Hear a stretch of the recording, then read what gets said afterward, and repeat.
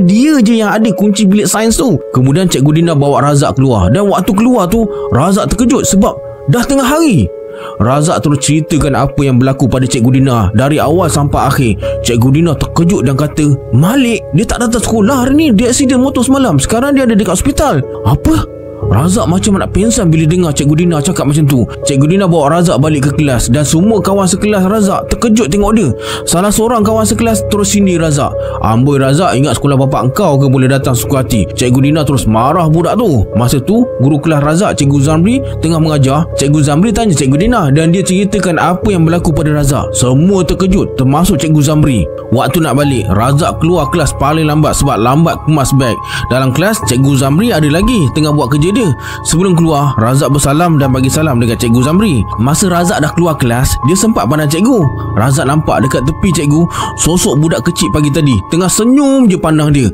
Razak terus pecut lari sampai tingkat bawah. Lepas tu dia berhenti sebab penat dan pandang atas.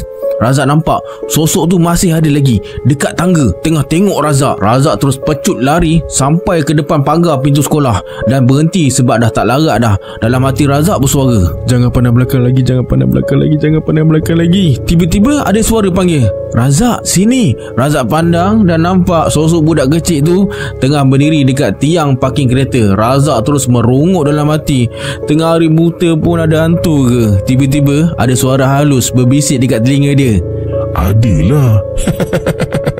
Razak terus toleh ke tepi tapi tak nampak apa-apa. Razak terus keluar dari sekolah tu. Alhamdulillah, keluar sekolah je ayah dah sampai, tengah tunggu dia dekat depan. Apa yang berlaku hari tu, Razak langsung tak cerita dekat keluarga dia. Sampai rumah, Razak masuk bilik dan terus tidur.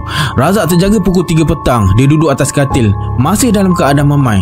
Masa tu Razak ternampak sosok nenek-nenek pakai baju kurung merah. Leher dia ada ular dan dari kaki dia mengalir cecair warna merah. Razak terus gosok mata dia, tapi bila dia tengok semula, tak ada apa-apa pula. Lepas tu Razak keluar dari bilik, pergi ke dapur. Dekat dapur ada makanan atas meja. Razak terus duduk dekat meja makan dan mula makan. Masa tengah sedap makan tu, tiba-tiba pintu dapur terbuka dengan sendiri. Razak pandang pintu dapur tu, tak ada siapa pun. Razak sambung makan lagi. Tak lama lepas tu, Razak dengar bunyi macam lagu ulit mayang. Razak terus berhenti makan dan pandang ke arah pintu yang terbuka tadi. Nenek tadi